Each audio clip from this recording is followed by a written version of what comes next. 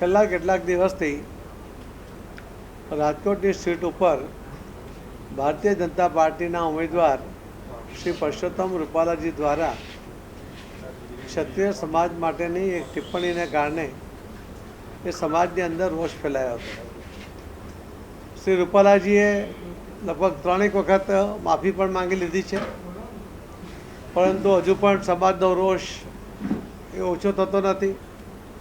આજે ભારતીય જનતા પાર્ટીના સૌ આગેવાનો ભૂપેન્દ્રસિંહ, કે જાડેજા, બળવંતસિંહ, કેસરીસિંહ,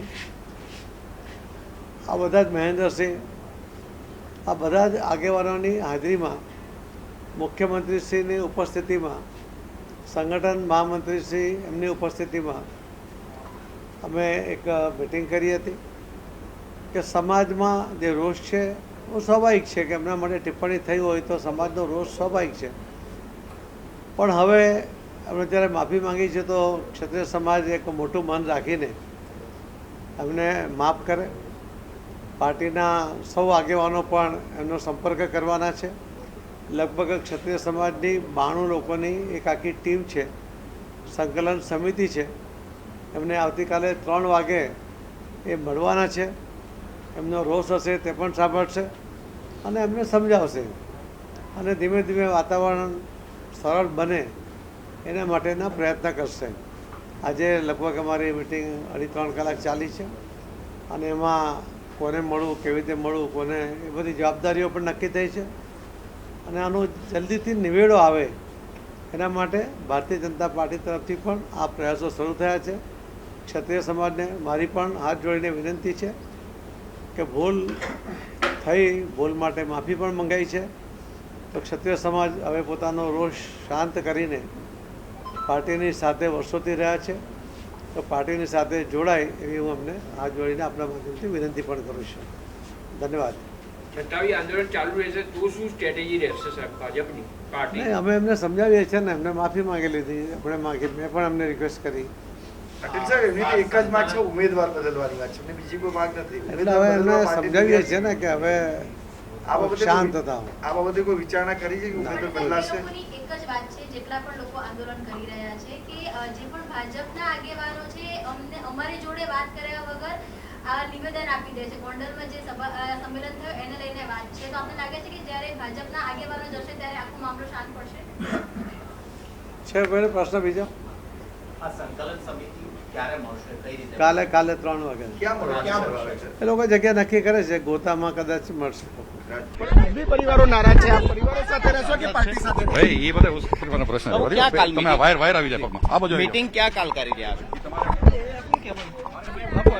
બાપુ કાલે ગોતામાં 3 વાગે સંકલન સમિતિની બેઠક જેવી જાહેરાત કરી છે. કાલે સંકલન સમિતિ બેઠક જેવી જાહેરાત કરી છે. બાપુ ઉપસ્થિત હશે, કઈક સમાધાન આવશે. બાપુ કાલે ક્યાં બેઠક મળશે? કાલે કહેશો બાપુ, કાલે કહેશો.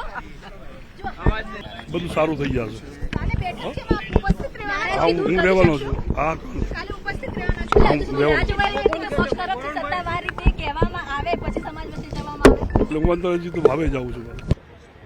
આપના માધ્યમથી અમને જાણવા મળ્યું કે CR પાટીલજીના નિવાસસ્થાને ભારતીય જનતા પાર્ટીમાં રહેલા અમારા ક્ષત્રિય રાજપૂત સમાજના આગેવાનોને બોલાયા હતા.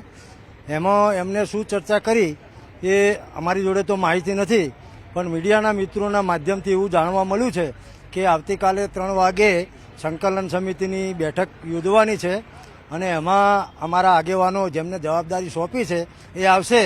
તો લોકશાહીની અંદર હું એવું માનું છું કે સંવાદ સતત ચાલવો જોઈએ, પણ હજુ સુધી, કારણ કે હું પણ સંકલન સમિતિનો સભ્ય છું, ગુજરાત ક્ષત્રિય સભાનો પ્રમુખ છું, કોર કમિટીનો સભ્ય છું, એટલે અમારા કોઈ આગેવાનો હજુ અમારા સુધી એપ્રોચ કર્યો હોય, કદાચ અમારા બીજા કોઈ આગેવાનો જોડે એપ્રોચ કર્યો હોય એવું બની શકે. એટલે હું ત્યાં જઈશ પછી મને ખબર પડશે. અને અમારા તો જે મુદ્દાઓ છે એ અમે મુદ્દાઓ સરકારશ્રી સુધી અને પક્ષ સુધી પહોંચાડેલા છે.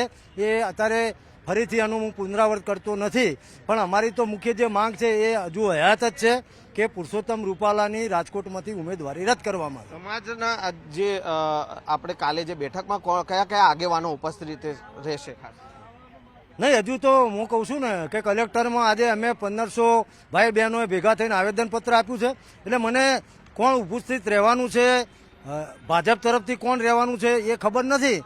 તો અમારા સંકલન સમિતિના કન્વીનર શ્રી અને આગેવાનોને જો એમને કોઈ વાત કરેલી હશે તો હમણાં અમે બધા મળવાના છીએ, તો મને જાણવા મળશે એ પ્રમાણે હું મીડિયા મિત્રોને જાણ કરીશ. આપણા સમાજ વતી કોણ કોણ ઉપસ્થિત રહેશે? ભાજપના આગેવાનો તરફથી તો એ રીતના નક્કી થશે, પણ આપણા સમાજ વતી કયા કયા આગેવાનો ઉપસ્થિત? અમારા સમાજ તરફથી અમારા જે કન્વીનરશ્રી છે, પછી મુખ્ય સંકલન કરતા છે, હું કોઈના નામ દેતો નથી, પણ 90 સંસ્થાના આગેવાનના અમને ખબર પડશે કે ભાઈ સરકાર મળવા માંગે છે તો અમે એમને જાણ કરીશું. અત્યારે હાલ એમાં આગળ શું પ્રક્રિયા થઈ મને ખબર નથી, એટલે હું આપને જવાબદાર વ્યક્તિ તરીકે કહી શકતો નથી. પણ બધા ભેગા થશે અને જો કાલે મળવાનું થશે તો કાલે અમારી જે વાત આપે કહ્યું એમ અમે જરૂરથી મૂકીશું. અચ્છા, સમાજ જે છે રૂપાલાની ઉમેદવારી રદ થાય એના ઉપર અડગ રહેશે કાલે? સમાજ, મેં તમને કહ્યું ને કે કાલની વાતની મને ખબર નથી, પણ આજની તારીખ સુધી, કારણ કે આજે પણ 4 જગ્યાએ આવેદનપત્રો અપાવવાના છે અને ભાવનગરમાં મોટું સંમેલન છે, એટલે આજની તારીખે અત્યારે જે સમય હું બાઇટ આપી રહ્યો છું ત્યાં સુધી અમારી માગણી પુરુષોત્તમ રૂપાલાની ઉમેદવારી રદ કરવાની છે અને ચાલુ જ રહેશે.